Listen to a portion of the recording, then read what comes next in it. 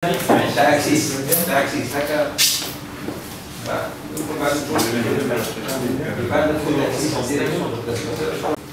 je crois qu'il y a un problème de crédibilité par rapport à un parti qui aujourd'hui va gouverner la Tunisie. Le fait qu'il y ait non pas un double discours, mais une pluralité des discours, c'est très gênant pour ensuite construire une certaine confiance et une certaine crédibilité. Si on regarde le programme, il est à la fois de gauche et de droite. Il y a certaines mesures qui ressemblent à un programme d'un parti socialisant, et il y a d'autres mesures qui sont plutôt de droite. Moi je crois que non seulement il y a eu beaucoup de populisme économique, et qu'aujourd'hui il faut arrêter cette inflation verbale et revenir à la réalité des choses, parce qu'il n'y a pas que l'inflation économique, il y a aussi une inflation au niveau des discours, où on a promis tout et son contraire.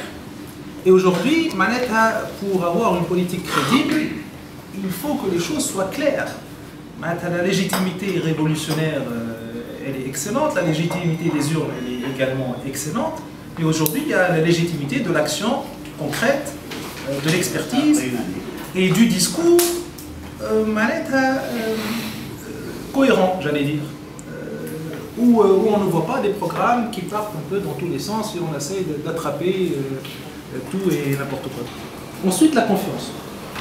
Bien sûr, il faut donner des signaux forts, constants à tous les acteurs économiques, mais aussi, je pense, à l'administration, parce qu'aujourd'hui, l'administration va vivre quelque chose d'absolument d'inédit.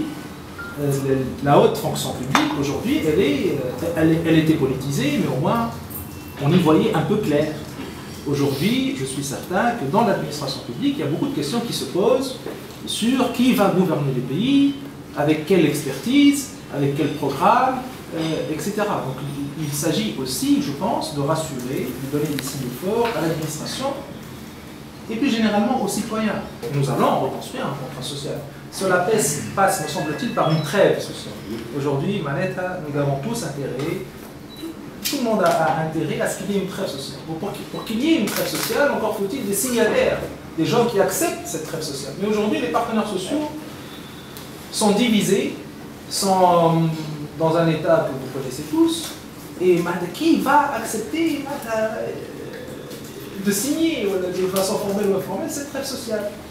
Au niveau politique, je crois qu'on a besoin d'une feuille de route. Une feuille de route claire.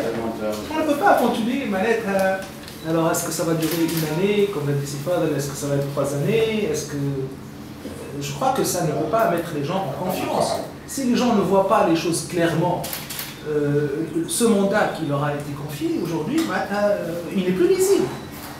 Au niveau économique, je crois qu'il faut passer par des diagnostics réalistes, sans jeter le bébé avec l'eau du bain, sans faire du sensationnel, sans vouloir ni noircir le tableau, ni on a eu l'habitude de dire que tout va bien. Maintenant, il ne faudrait pas non plus dire que tout va mal. Il faut des diagnostics réalistes, je crois. Ça a commencé avec le gouvernement sortant. Il a eu l'intelligence de faire un travail d'expertise assez important et j'espère